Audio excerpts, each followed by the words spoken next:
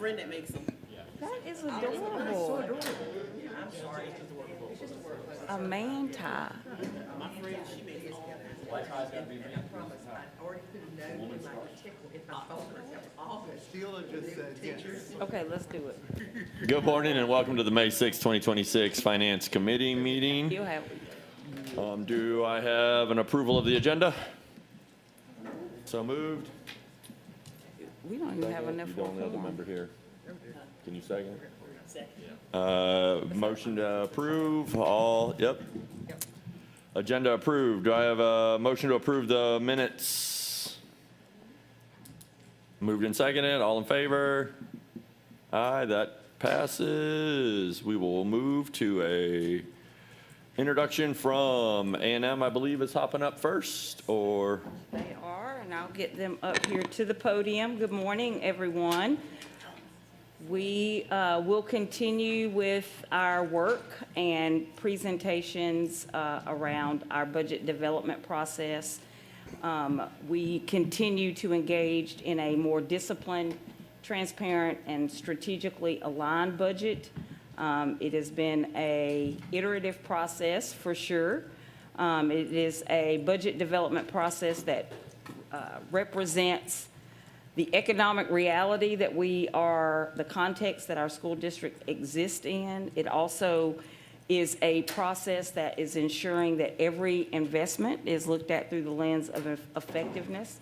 And most important, it is a process that prioritizes the supports and conditions that our students and teachers need for success.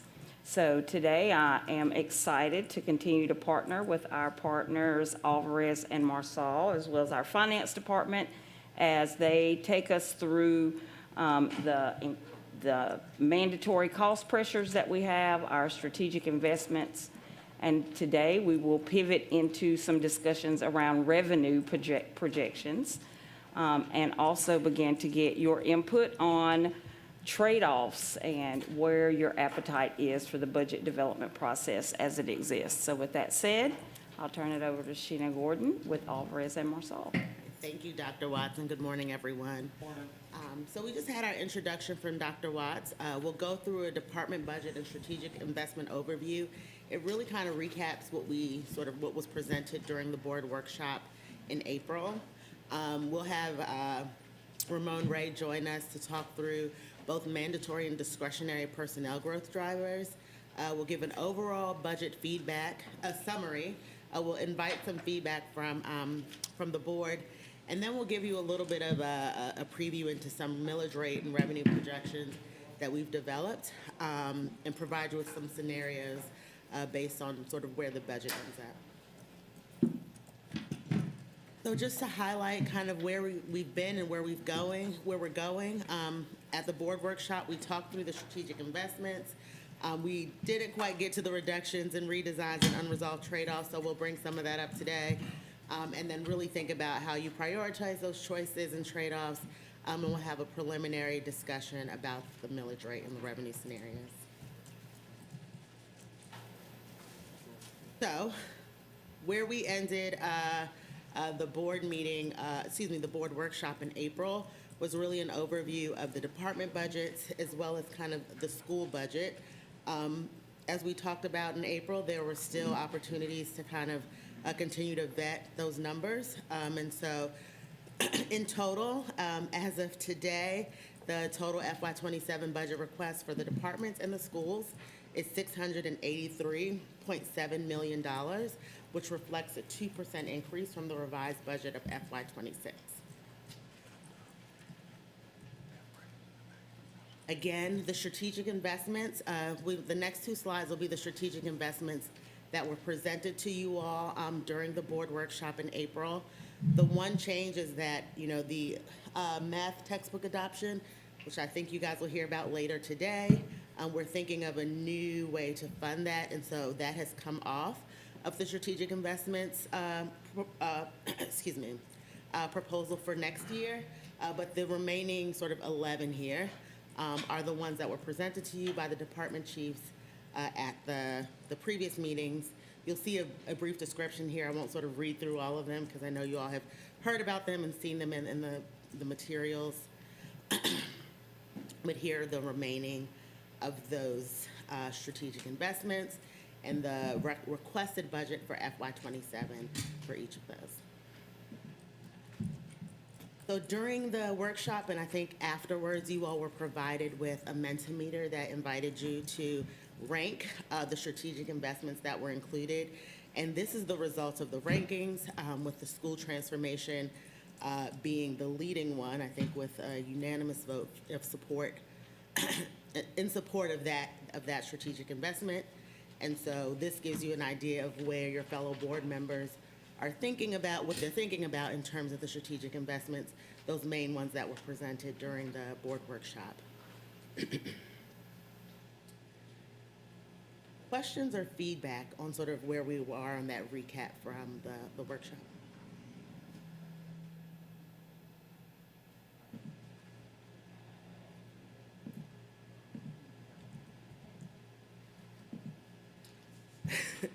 Okay, so I'm going to turn it over to Ramon Ray to talk through the personnel growth drivers.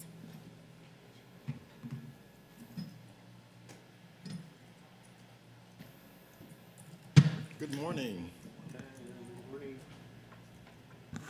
So just wanted to discuss the mandatory personnel growth costs, some of the changes that happen where we won't be able to, we don't have any flexibility in this, but I wanted you to be able to see that. You can see the FY26 costs of personnel costs. You can also see for FY27, the increase related to teacher retirement system, which is going to cost us an additional $1.4 million in this next budget. You can also see the increase coming from the state health benefits, and that's representing $3 million. And then, as I'll go to the next slide as well, you can see the cost for the service steps for all eligible employees. This slide you've seen before. It's kind of the history of the last 10 years of what we've done related to service steps versus COLA. You can see we've been consistent with service steps since 2016, and that there have been 2 occasions where we didn't do a COLA, and then you can see the percentages increase, or percentage for the COLAs throughout time for the past 10 years. The following table highlights the potential compensation, so you can kind of see what happens if we have no COLA. Where are we with a COLA of 1%? Where are we with a COLA with 2%, which is $8.5 million, 3% being $12.7 million, and then what is the CPI? So if we were to go with CPI at 3.3%, that would represent $14 million as it relates to the COLA. So you can see the 5 scenarios there. That'll be for consideration.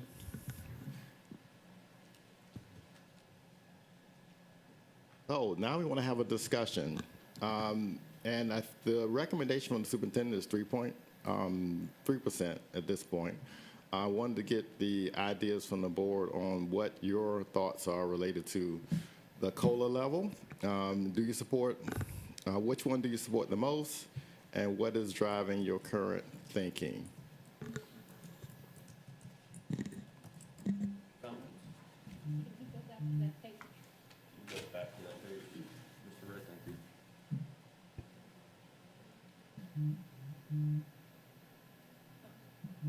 Ms. Hall. I'd like to hear from the superintendent what her thinking is on the 3%. So my thinking and the reason for the initial look at a 3% is obviously my desire to prioritize our educators. They are an investment that I think we should have at the top of the list. We know that when you look at that with the current CPI, it reflects rising cost in what our educators and staff and employees have to compensate for, and living in Savannah-Chatham County is a very expensive place to live, and so my recommendation at 3% is truly an investment in our employees.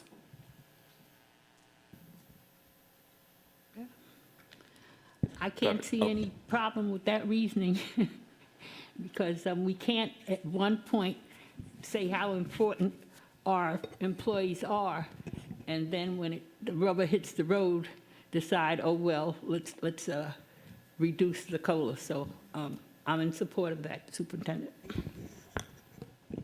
Dr. Howard Hall? Thank you. When looking, Dr. Howard Hall? thank you.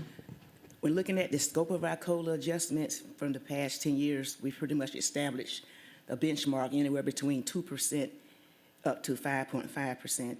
So it's reasonable to increase, but I was looking at 3.3 of the COLA. That represents a balanced, strategically sound average Yes. for FY '27. 3, I can live with 3%, but my personal opinion would be 3.3%. Due to economic, due to the prices of everything, with the economic conditions as well as the inflationary pressures that's going on within our Yes, ma'am. community and with, the Yes. state and the nation. So the more that we can increase, the better. Yes, absolutely, agreed, and I also looked very strongly at the 3.3. I should also mention that I accounted for a step increase, so when you look at the step increase plus the COLA, you are getting a little bit closer to the 3.3, but I agree with you. Any other comments before I? So, yeah. I can support a 2% or a 3%. That's one of the levers, because we've talked about like levers to turn on and turn off. And if pushed to vote on each one of those levers, this would be one of the levers that I feel more comfortable pushing up. Same with the school transformation, because that's what we're in the business for. But on the grand scheme of things, it continues to worry me that our budget gets bigger and bigger every year. I went back and rewatched and transcribed, yay, YouTube, for transcribing meetings, last year's budget hearing. So I'm glad we're having this talk in May. It's earlier than we have before, so good on that. We talked a lot about return on investments in that meeting. I was really excited about it. I still am, but we have not made difficult decisions at each level. I work in a large system of education, and our budget gets decreased every year. I went and I've looked at the messages for the last 4 or 5 years from my president. This next year, we will have to do a 2% budget decrease. We have to find that money this year. Like, it was 9%, and luckily, we had more students come in. So we were able to save like $1.6 million. So something is happening there if the university system continues to be able to move forward and spend the same or less each year. I don't get a COLA. I don't get steps, so I know that's slightly different. So I know there's going to be a change there because our system in K-12 creates a step, and we have to. And they tell us that we have to pay more for insurance. So those things have to support. I support our teachers and our staff and trying to make it easier for them to kind of keep up with things getting more expensive. But things are getting more expensive for everybody. We're kind of lucky that we can collect more, but that means we're taking more away from the people that are also dealing with everything getting more expensive. My salary hasn't changed this year. My costs have. I've had to rebudget. I've had to cut things from certain areas to make things, there are certain things I have to pay. So it is hard with the current numbers for the big total for me to support that number. I would like to support certain levers and then have the district staff have to go back, and I'm just one board member. So just want to be transparent in my thoughts on the budgeting process. But when it happens at the university level, it gets allocated to each department. This is your percentage that you got to find. What are you not going to do next year that you did this year? I have been in those conversations where it's like, you're not going to get the lab supplies you got last year. You're not going to get this. Your continuing ed is cut. Your travel is cut. And I'm just ready for us to have like that conversation. I'm not going to be a part of it. I am here, but not at those levels where the department head has to meet with their staff and say, find me $10,000, find me $20,000, find me $1 million or $2 million. But I hope we're going to get there with ROI. Maybe I was way too pleasantly optimistic that we were going to be able to drill down there. And this is not any like lack of thinking that everybody in the district is doing what they need to do. I think everybody is. I think some of us are just like, let's make some hard decisions faster and figure out how to deal with it so that our budget just doesn't keep getting bigger and bigger and bigger when everybody else's budget is having to change because they are not making a bigger, the amount of money coming in their budget isn't getting bigger for most families. So I don't know how to operationalize that, but that's how I feel.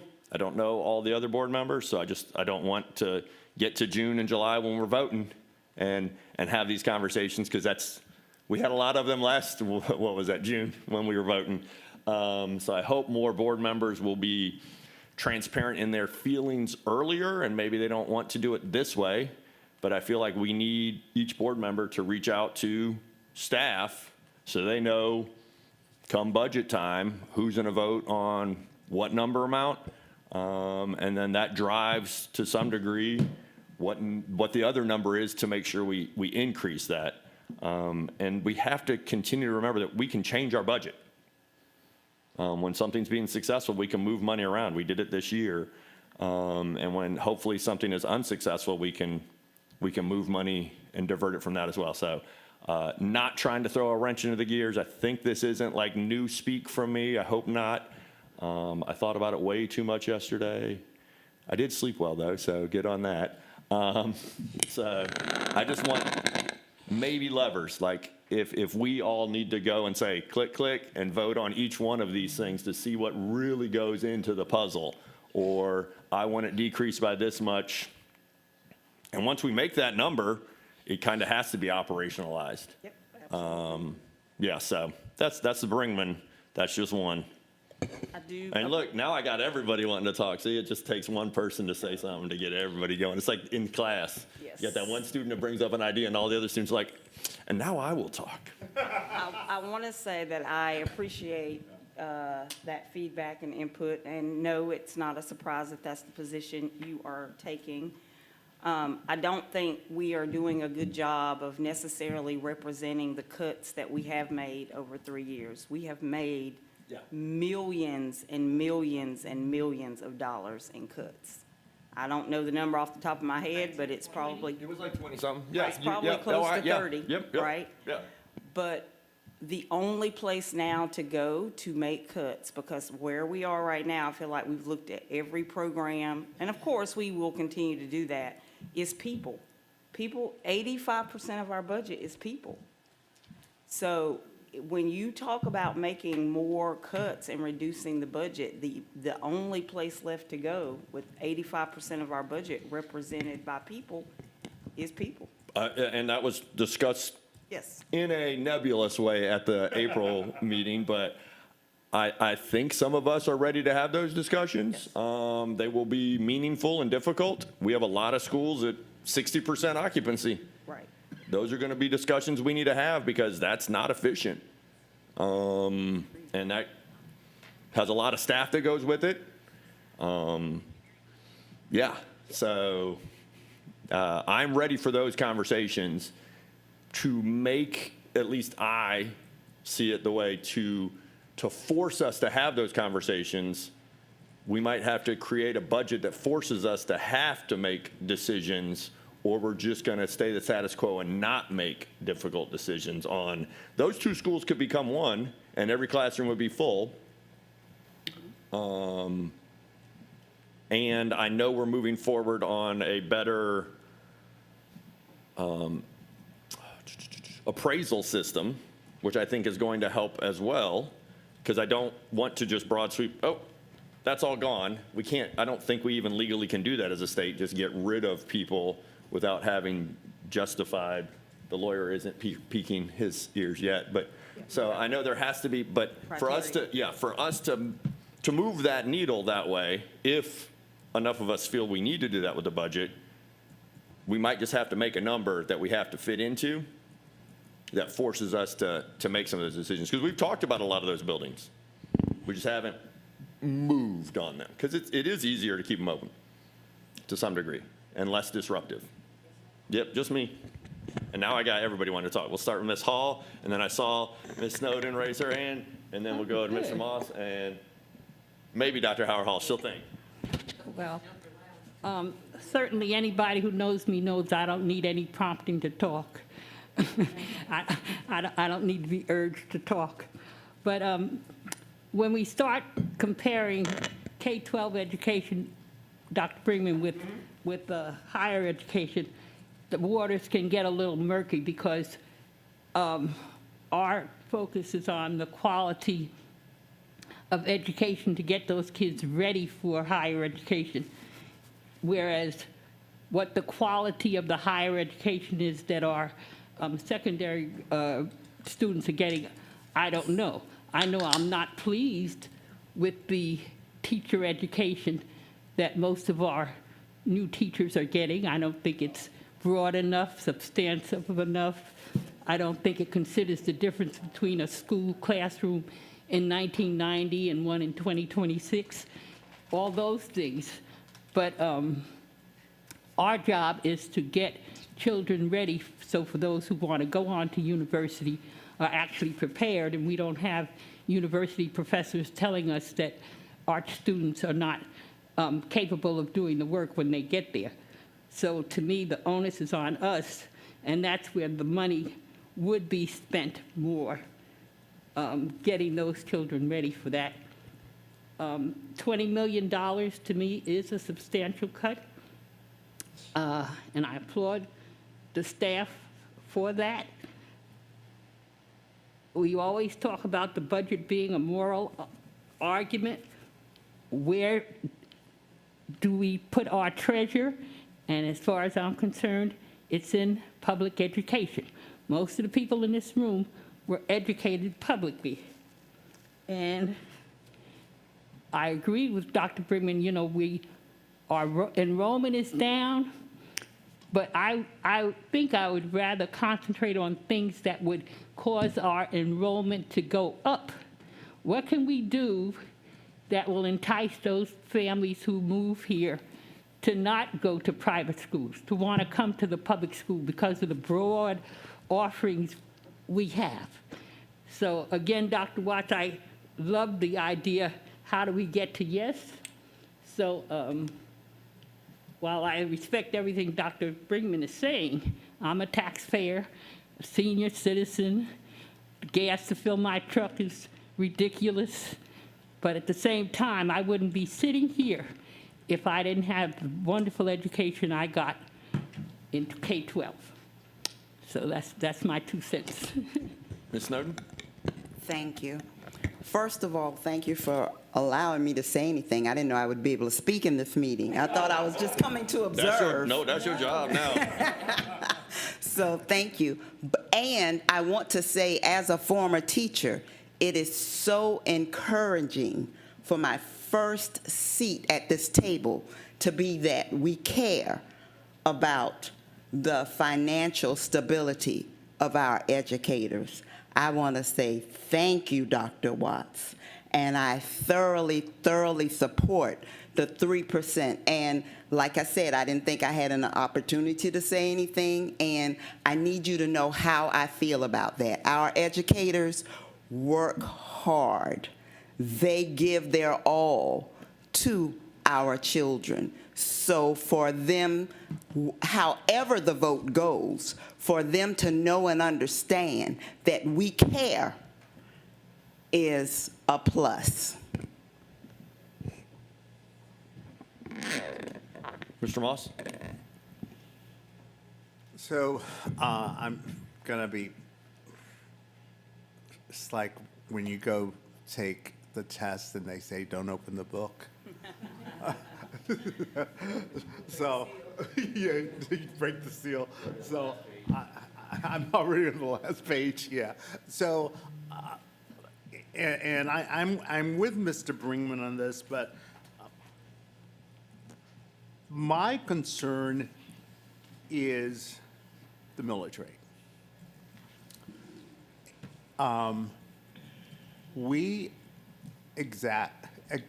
We are the highest taxing entity here.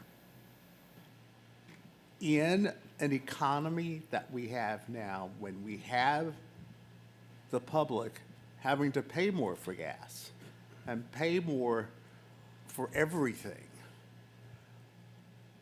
my question is, when are we going to give them a break? And this does affect our children as well. You know, I was talking with someone last week, and I never thought of it this way. When we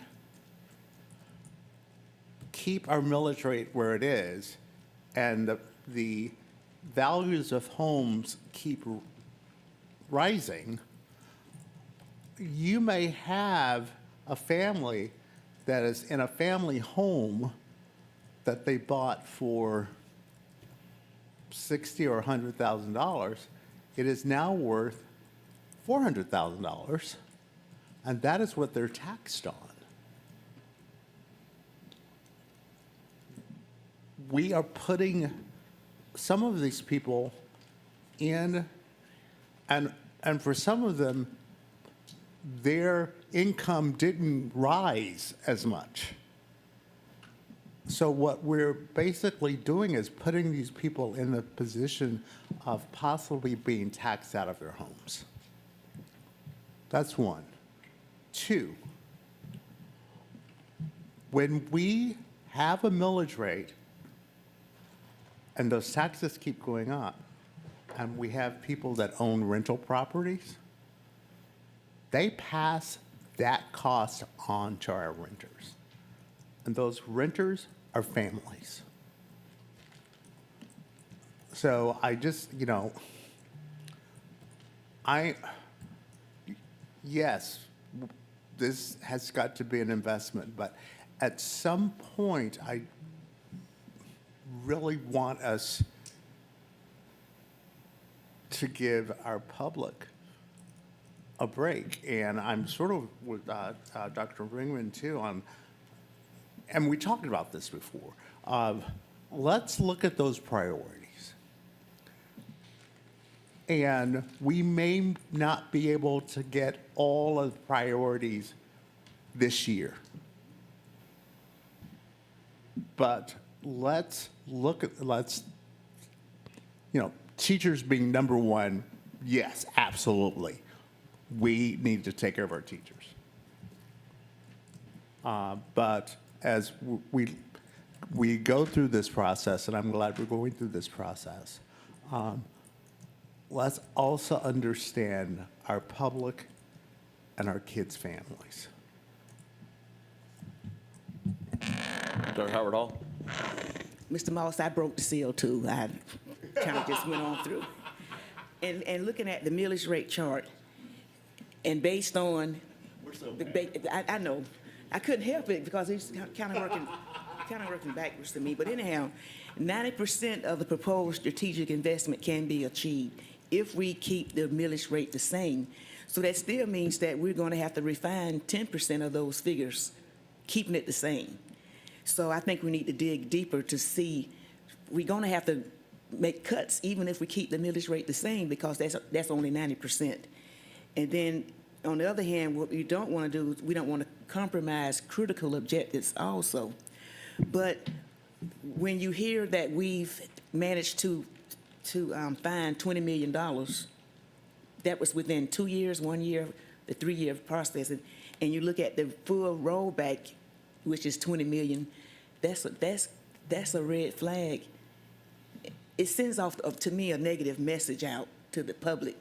You found $20 million, but full rollback is 20 million. So in the minds of the public, we can function with a full rollback if we manage to find that $20 million. So I know it's a lot to be said, and I know we broke the seal, but we're being asked questions without talking about the millage rate, and it's almost like a trick question. Well, you said you wanted to do it, but now the millage says you can't. This is what happens when you give us a whole, I mean, we like the presentation early, we need to be able to read it, but then we get all of our thoughts. I mean, you have a whole slide that says, do you support things? We already blew past that. Well, good morning, and I'll help usher us to those millage rate conversations in just a moment. But before we get to the millage rate scenarios, we wanted to give you all a view of the current year FY26 budget, particularly to help you all understand the difference between the adopted budget and then the revised budget. The reason that's important is because we are using the revised budget as our comparison point for the FY27 budget request.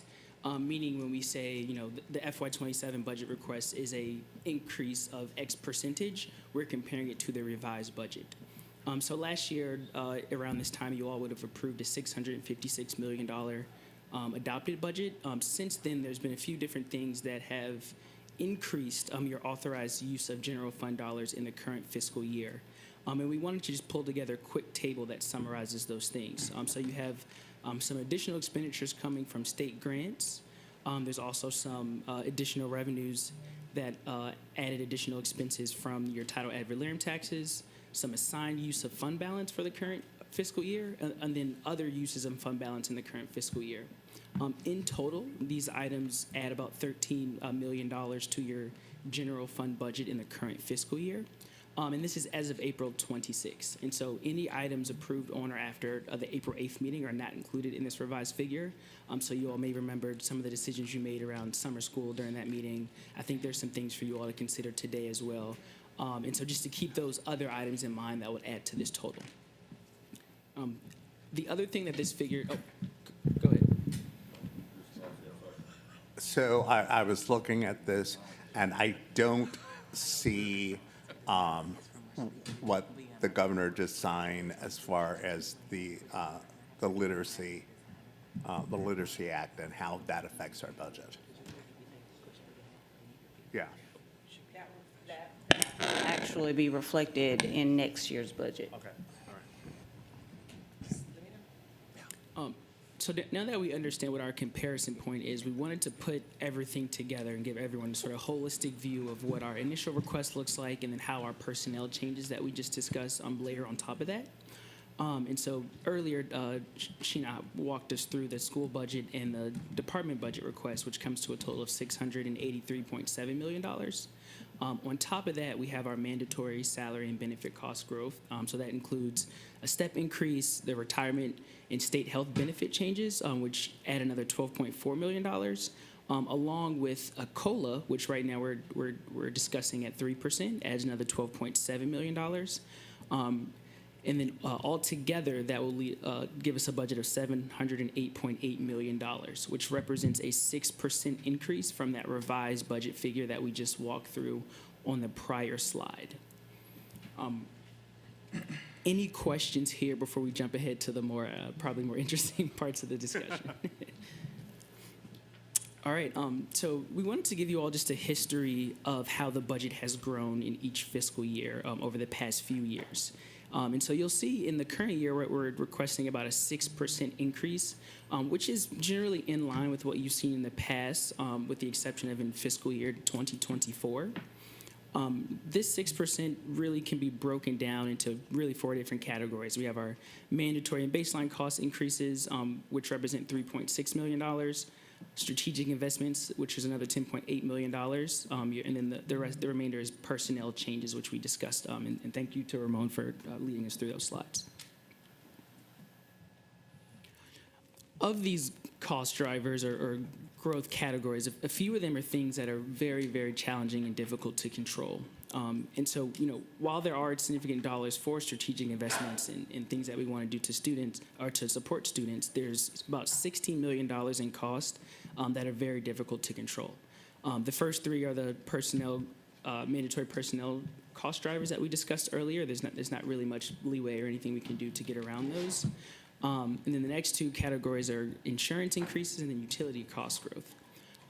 Utility cost growth being heightened energy costs, fuel, water, et cetera.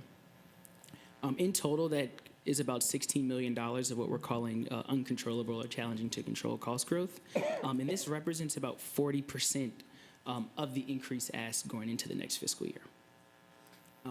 Any questions here?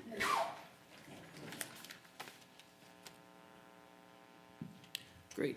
So we wanted to pause and just give you all a moment for some more discussion, more feedback about sort of the increases that we've heard about today, as well as the ones we discussed back at the board workshop a couple weeks ago. But it seems like we've got enough input, and folks are ready to get on to the millage rate discussion. Just put this in slide 1 from now on. Alrighty, so on to the revenue model millage rate discussions. So probably a couple months ago, you all heard from me on the revenue model that we've been working on this fiscal year. The idea of the revenue model is we have a series of assumptions that kind of go into this model and help us estimate what our potential revenue scenarios may look like given these set of assumptions. I won't walk through all of them, but there are 3 assumptions which are highlighted in gold that are really the most critical, the most vital, the most important. These have to do with residential property valuations and then also your non-residential, so your personal commercial property valuations. Our assumption is that these things are going to grow at about 5% this year. This represents sort of a decrease in growth from what you would have seen over the past few years. And the reason we wanted to be more conservative with this estimate is just really a result of kind of the current economic climate. And we wanted to, build in a little bit of flexibility there, given the current economic situation. The next important assumption is the QBE earnings per student. Over the past 4 years, we've seen the base weighted student population funding grow by about 6.3%. And so we're going to assume that will continue. But the outputs of this model are really dependent on these things holding true. And so until we get, the final tax digest from the tax assessor's office or our QBE allotment from the state, we won't really know exactly what the revenue looks like, but sort of this is our best guess, our best understanding of what things may be based on how they've gone in the past. The last thing, I know folks are really excited to talk about this, is the millage rate. So as of right now, the model is keeping the millage rate as is. However, the millage rate is really going to be a function of the degree to which the other assumptions are realized and then, where the final budget request lands. Any questions here before we actually talk through the model? Alrighty, so we have a couple revenue model example scenarios, and I think you all would have seen this slide in the past. But generally, what we want to just show is how different factors can change our revenue model and change the outputs of our revenue model. And so in terms of the millage rate, for about every 1/10 of a mil is expected to change our property tax revenue by about $2.5 million. So that's both ways. If you drop it by the 1/10 of a mil, you lose a $2.5 million of revenue in the other way as well.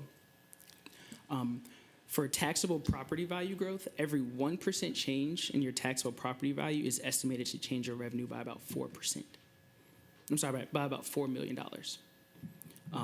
QBE earnings, every 1% change in QBE earnings is estimated to change your revenue about $2 million. And then the last one is your enrollment. And so every 1% change in enrollment is estimated to impact revenue by about $2 million. Our current estimation, our current assumption for this model for enrollment assumes that your enrollment is going to decrease by about 1.2%, which is in line with what we've seen over the prior 4 fiscal years.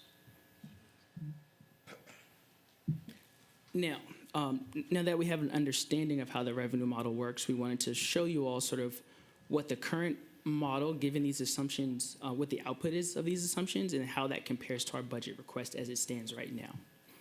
And so, as you all have seen earlier, our current request is about $708.8 million, and our current revenue model estimates just shy of $712 million. We think there would be an estimated surplus of about $3.1 million. Now, once again, the revenue model is really contingent upon that final official tax digest as well as decisions from the state on the allotment. But as of right now, the current thinking is that we have a little bit of wiggle room in the budget. Now, so what we did on this next slide is we wanted to give you all a few different scenarios related to the millage rate. What's possible, what happens if we move it, and how much can we move it if we want to keep the budget request as is. And so as it currently stands, if the millage rate stayed the same, we wouldn't need to cut anything from the budget. We'd have enough money to cover the budget request in its entirety. And even, we may have the opportunity to reduce the millage rate by about 0.121 mils, which would lead to a balanced budget, meaning our current request amount would be equal to the revenue that we're projecting. A third scenario is decreasing the millage rate to 17.181. This is representing of a 0.15 mil decrease, which is consistent with what you all have done over the past, I believe, 2 or 3 years here in the district. That would require us to cut about $700,000 from the budget, which can be achieved by only funding about 94% of the strategic investment amount. So that's those things that we talked about over at the board retreat last month. The penultimate scenario is a full drop down to 17 mils, and so this would require a reduction of about $5.2 million from the budget, and that could be accomplished by funding roughly half of the proposed strategic investment amount. And then the last scenario, which is highlighted in blue, represents a full rollback scenario. So this is our estimation of what a full rollback would look like. And that would likely require about $13 million in cuts to the current budget, meaning all the strategic initiatives we talked about at the board retreat would need to be cut, as well as dipping into some of our baseline investments in lowering how we fund some of those items. One thing we wanted to talk through with you all is how the COLA impacts our budget request, because the COLA is a pretty big jump for us this year. And so, as you all seen before, currently our request for COLA is about 3%. However, if we were to consider a 1% or 2% COLA, that would leave us with a little bit more money or a little bit larger of a surplus compared to what our revenue model is currently yielding.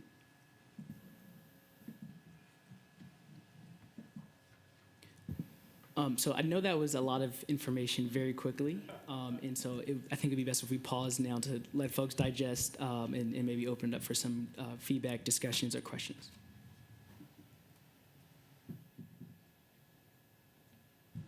Thank you, Ms. Hall. I was waiting to see if anybody was going to go first before me. Thank you. Well, I'm going to go back just a little bit to talk about property taxes, local property taxes. I recently had my home appraised, and I was amazed to find out that it's appreciated by about 90%. And we don't talk about the positive aspect of that if I decided to move to Bermuda today, I could sell my house for 90% more than I paid for it back in 2006.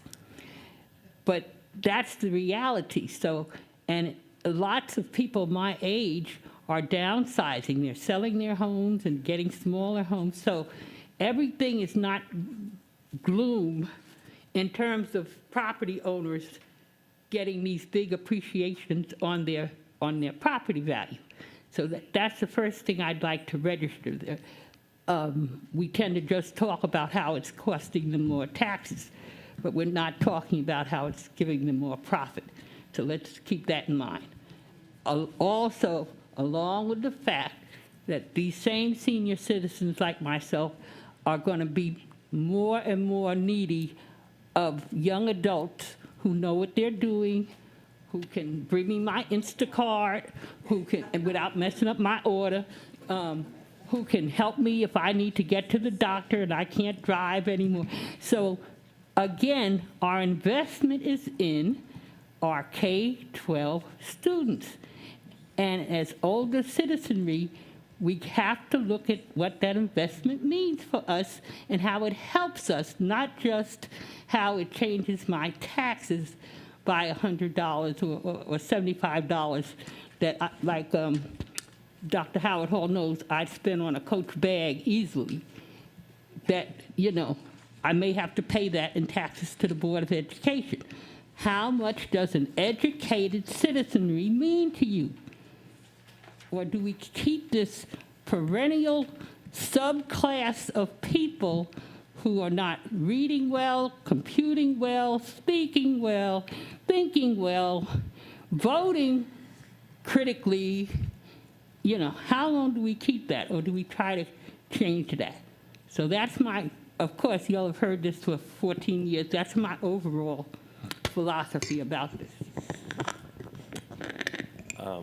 Fully agree, Ms. Hall, that we want to educate our citizenry.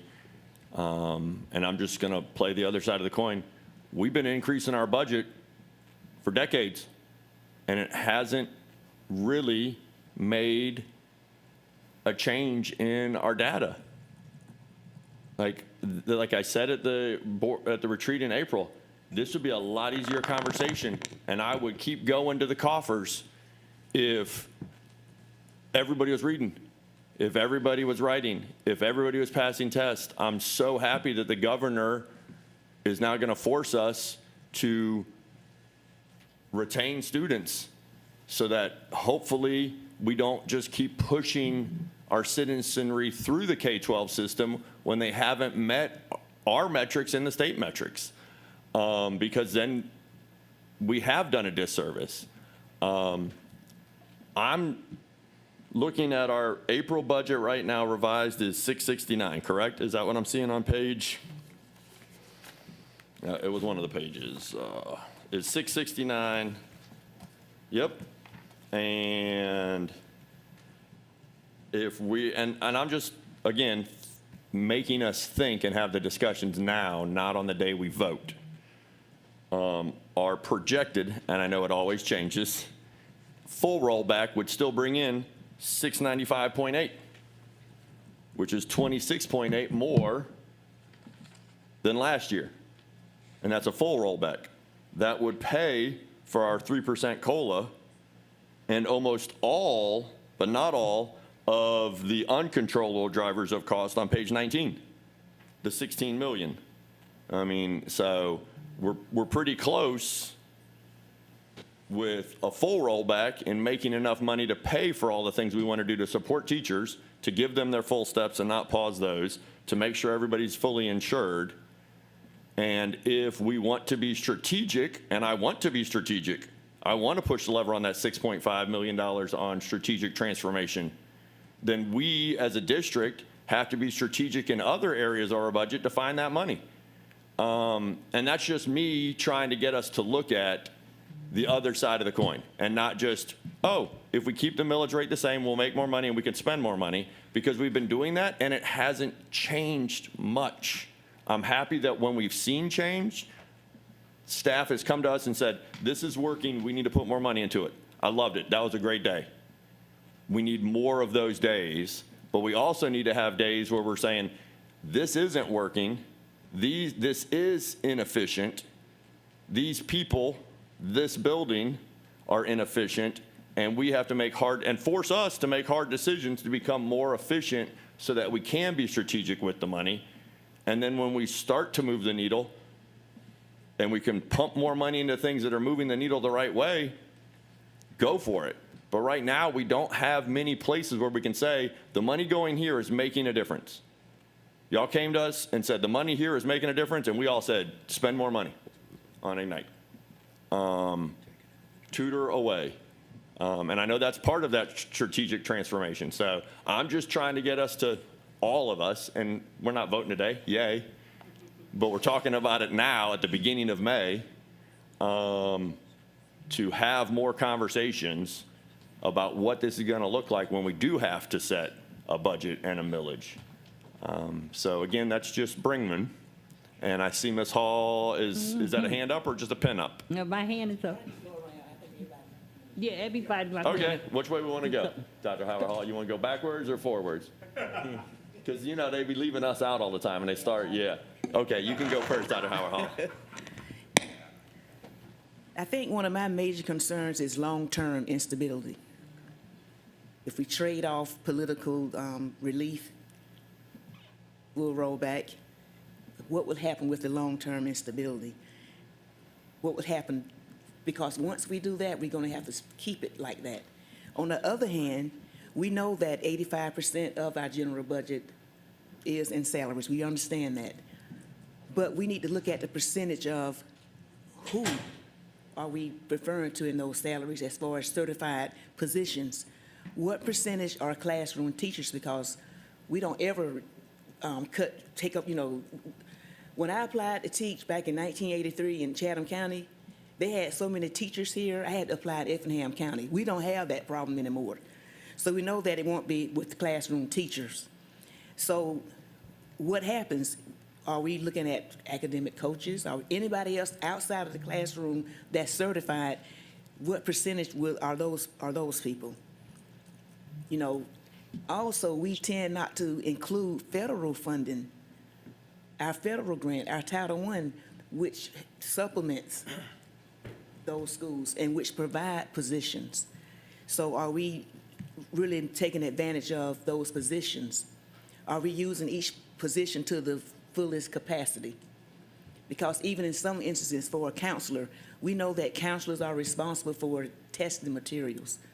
When it's time for the standardized test, they're the ones that usually make sure that everything is secured. Can someone else do that to relieve the counselor of some of those duties so that they can expand and do more of the job due to responsibilities? Because a lot of times on applications, it gives all the list of responsibilities, then it says other duties. And then a lot of times we get cloudy and lost in other duties because they're doing things that they shouldn't be doing as opposed to instruction. So I guess my main concern is student-centered strategy. And we don't want to risk compromising our students' education. That's something that we don't want to do. But we don't want to put ourselves in the situation to have a long-term instability within our budget. So do I think that we can take a deeper dive to see what can we cut? We're going to have to even if we keep the millage rate the same, we know that that's 10% of findings. But I think it's important to have these conversations now so that maybe you all can adjust.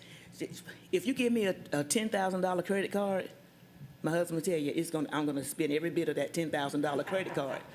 But if I have a $2,000 credit card, I'm going to budget and watch the way I spend within that $2 range. So I understand what Mr. Brigham is saying. I understand what Ms. Hall is saying. I really, really do. But we really need to make some changes because we're not getting the results that we need. We're not getting the results that we need.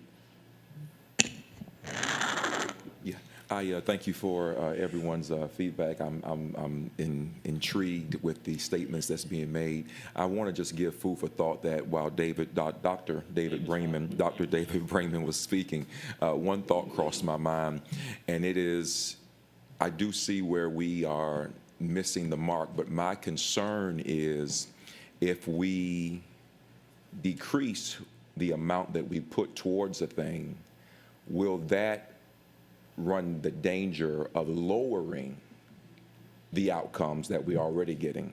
So if we're putting $100 towards something and it's getting us at a C or a B in quality, do we decrease it from 100 to 50, expecting it to go from a B or C to an A?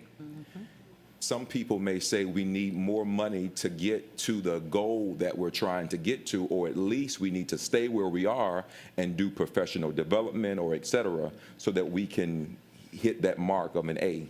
That's just food for thought. I hope that makes sense. Yes, it does. Okay. Thank you.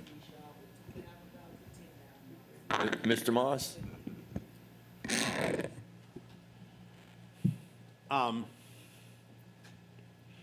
Thank you, Dr. Brigham. Actually, Dr. Brigham, he said a lot of really what I needed to say. So, the subject of millage rates and talking about millage rates and lowering and, it's not a political statement. I think it's a moral statement. I think it's very much a moral statement. It's, we as board members, we are charged with being fiscally responsible. And is it fiscally responsible to continue to go back to the public and ask them for more money and not give them the results that they deserve? Not only the academic results, but we're losing students. So to the general public, and I know that we have different types of students now, all that.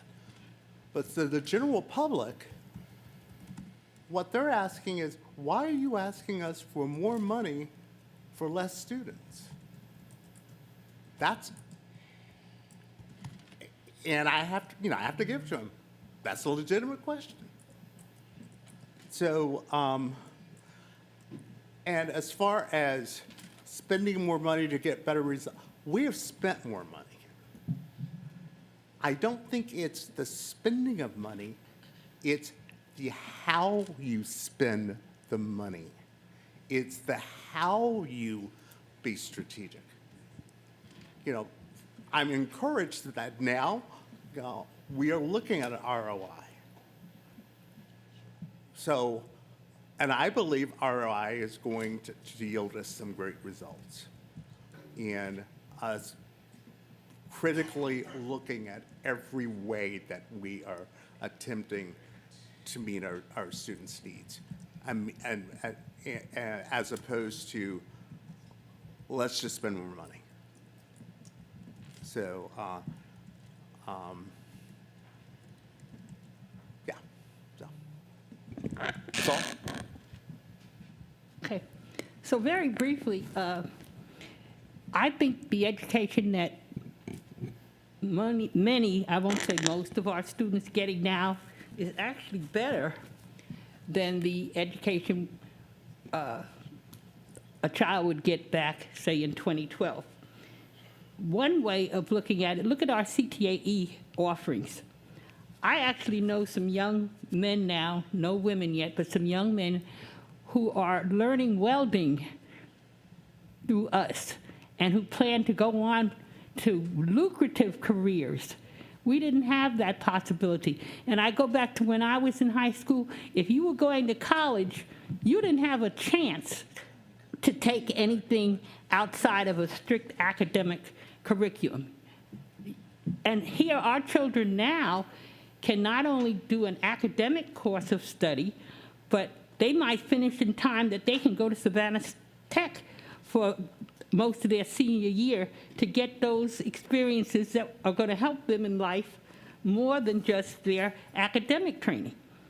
I hope the time comes when every child has to be taught how to change a tire and change oil in their car before they can graduate. Wouldn't that be wonderful? If I had to change a tire now, I would be out there on Beach Street, you know, waiting for Mr. Hediger or somebody to come and help me. You know, our CTA programs are so valuable for those students who don't necessarily want to go on to higher ed, or for those who do but want a broader range of skills to use. So keep all of that in mind, please, when you're talking about the value of the investment that we're making. Okay, Ms. Snowden. Ms. Snowden? I'm really feeling like a newbie on this because the thoughts that I'm having are not so much on the millage rate or how much money we're spending, but as our president pointed out, the way we're spending it. It is up to the educators that are in the building to ensure that our children are ready for the world. We have to look at strategies that prepare them. We have to be sure that they can read, that they can do math. And I think that, and I don't want to speak for educators so much, but I think that we have to look at, in my opinion, the curriculum. I say that very boldly that the way we are educating our children, how we are relating to them, is not conducive to the way they learn. And I don't think it's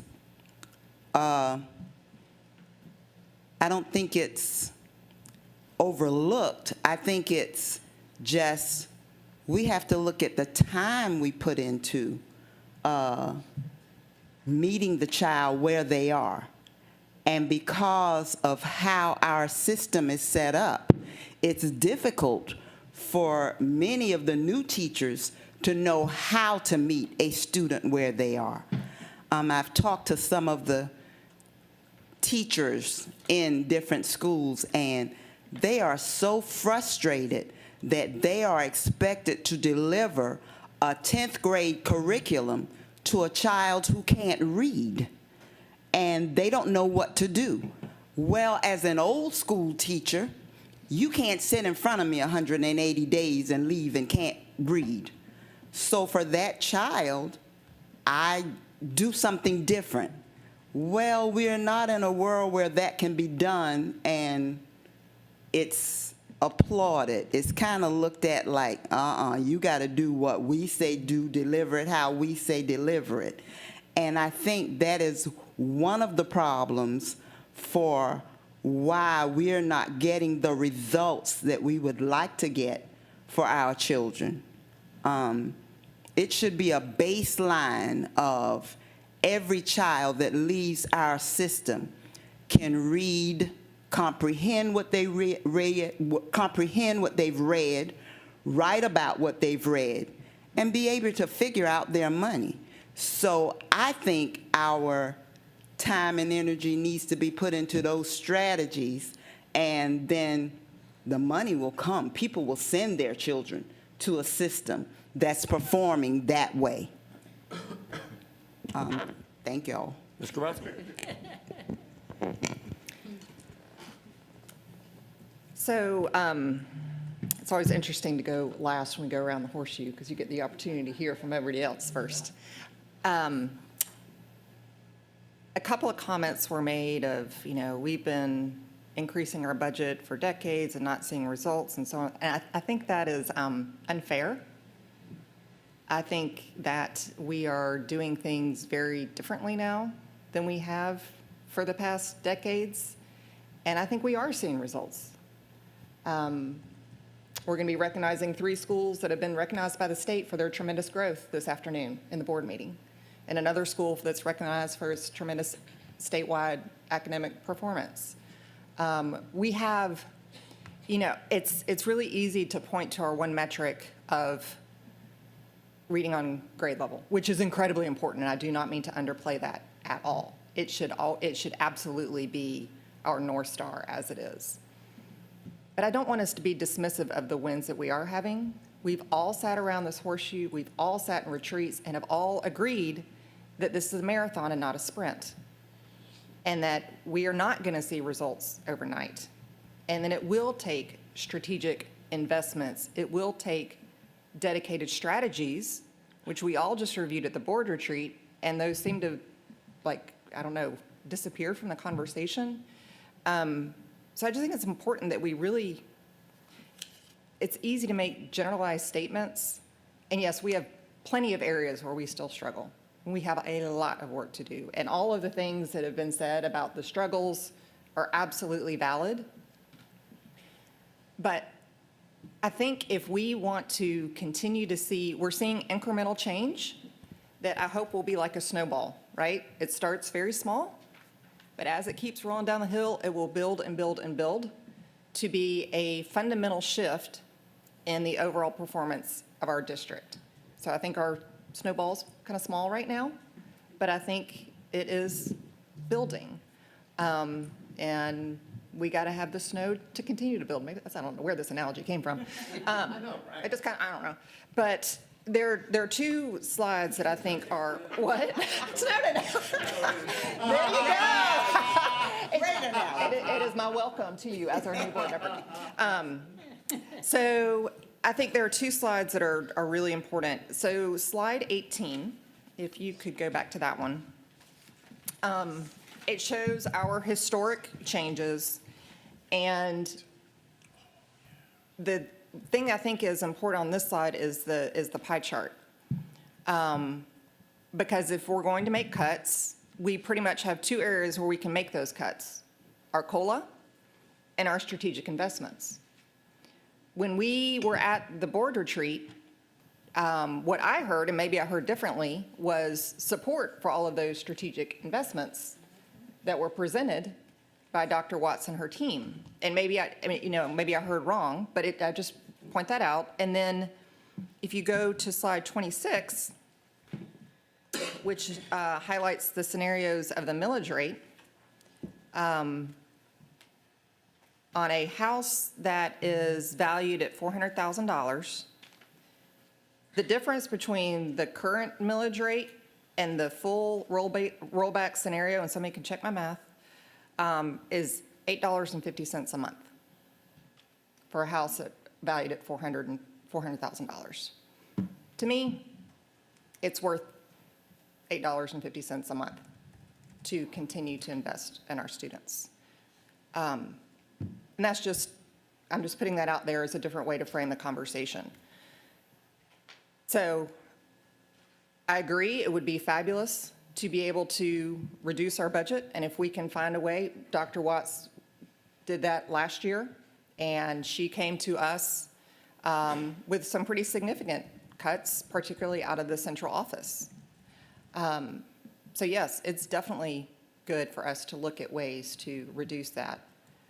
But I also think we have to be supportive of the strategic investments that have been presented in this budget if we want to continue to move the needle forward in a positive direction. The last comment I would make, and I think this is maybe a question for Mr. Ray, is one thing that could be helpful is when we look at the COLA, I know we also have our step increases.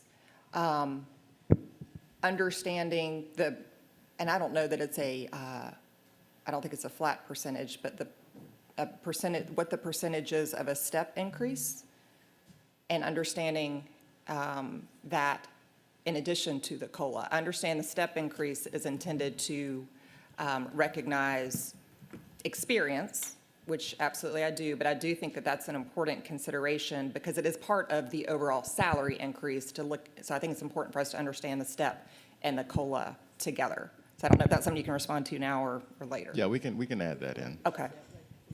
Okay, sorry if I missed that. So anyways, thank you.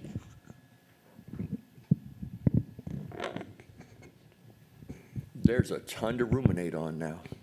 Do we have more? I know there's one more slide. So we just have,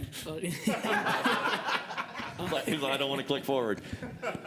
in closing, we just wanted to sort of review the timeline and just talk about the next steps. So I think we have another public hearing this evening and then another one coming up in about a week or so for the month of May. And then next month, we'll have some more final refinements to our budget request, as well as hopefully have a little bit more information from the tax assessor's office on the digest, as well as potentially some more information from the state about QE allocations. And so, we'll have more information to get to a more final place for the budget. And then we'll talk about, voting on the budget and millage rate and things like that in the upcoming meetings in the next month. So thank you all for your time today, and thank you for your feedback. It's certainly been helpful.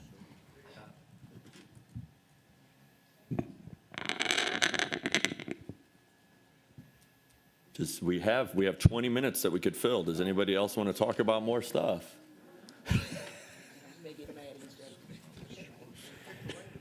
There's Chick-fil-A in the back.